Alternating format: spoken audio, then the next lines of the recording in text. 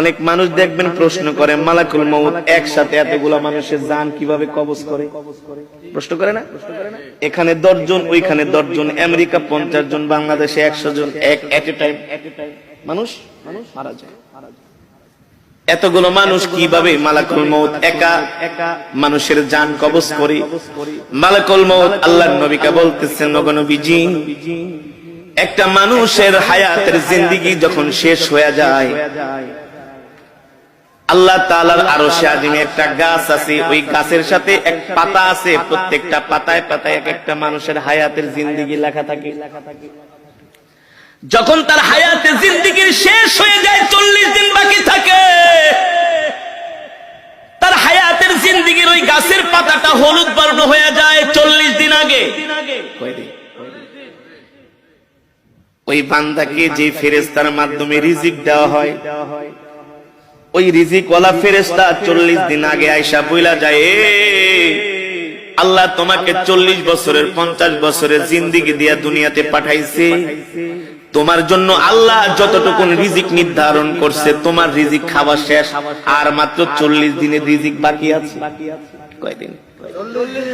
আবার যখন এইভাবে করে 1 দিন 2 দিন 3 দিন যেতে থাকে,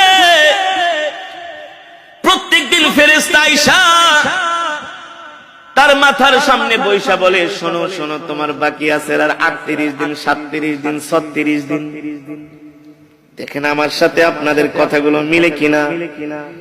যখন একটা মানুষ ইন্তেকাল করবে, তার 40 দিন আগেই দেখবেন তার কথাবার্তা সবকিছু একটা পরিবর্তন চলে আসে, খাওয়া দাওয়ায় পরিবর্তন চলে আসে, খেতে পারে না। যে মানুষ আধা কেজি চাউলের ভাত খায়, 1 কেজি চাউলের ভাত খায়, আধা কেজি গরুর গোশত, 1 কেজি গরুর গোশত খেয়ে ফেলে, ওই মানুষ দেখবেন 1 মুঠা ভাতও খেতে পারে না। তার সামনে খাবার দিলে আর খাবার ভালো লাগে না। যে মানুষ 1-2 গ্লাস দুধ খেয়ে ফেলতো, সেই মানুষকে চামিচ দিয়ে দুধ খাওয়ানো হয়। যে মানুষ 1-2 হালি কমলা খেয়ে ফেলতো, তাকে একটা কমলার খোসা মুখে নিয়ে একটু রস খাওয়ানো হয়। কারণ কি রে ভাই? কারণ কি? আল্লাহর নবী বলেন, আল্লাহ তাআলা তার জন্য যতটুকু রিজিক নির্ধারণ করেছিলেন, তার রিজিক শেষ, বাজেটে আর তার রিজিক নাই। আর মালাকুল মউত আয়েশা বলে, শোন, তোর বাকি আছে আর মাত্র 3 দিন। 40 দিনের থেকে কয়দিন? দেখবেন একটা মানুষ মৃত্যুর 3 দিন আগে তার কথাবার্তা আরো চেঞ্জ হয়ে যায়।